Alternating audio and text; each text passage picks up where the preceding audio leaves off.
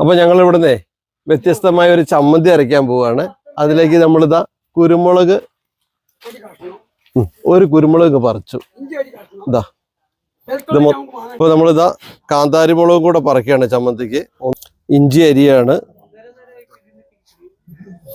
ഇതിലേക്ക് കാന്താരി മുളക് ഇടട്ടെ? കാന്താരി ഇടണു. പച്ചക്കുരുമുളക് എത്ര ഇടണം? കുറച്ച് മതി, അധികം വേണ്ട.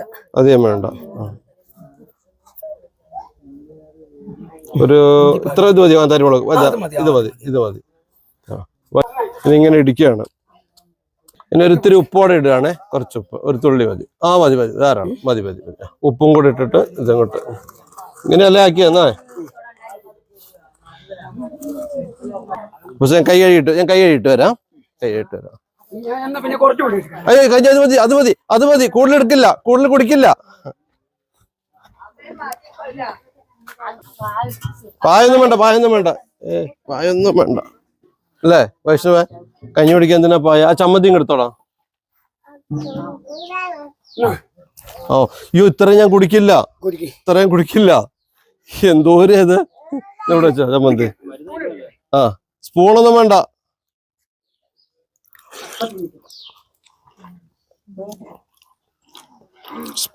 വേണ്ട.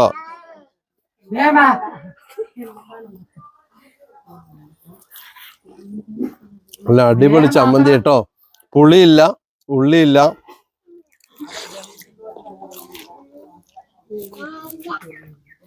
ഇത് റേഷൻ അരിയാ?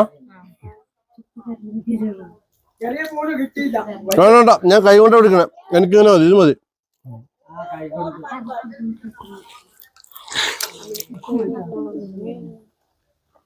അപ്പൊ കേൾക്കുന്നോ?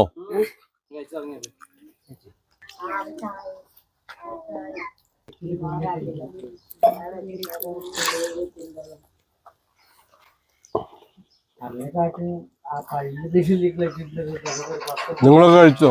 കഞ്ഞി കഴിച്ചോ? അവിടെ എന്താ ഇടിക്കുന്നേ?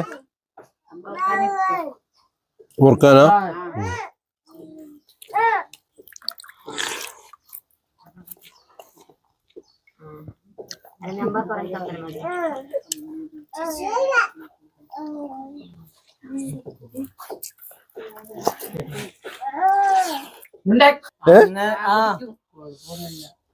ശരിക്കും നിങ്ങള് മനുഷ്യരല്ല, ദൈവമാട്ടോ. എനിക്കൊരു അച്ചമ്മയുണ്ട്, ഇതുപോലെയായിരുന്നു.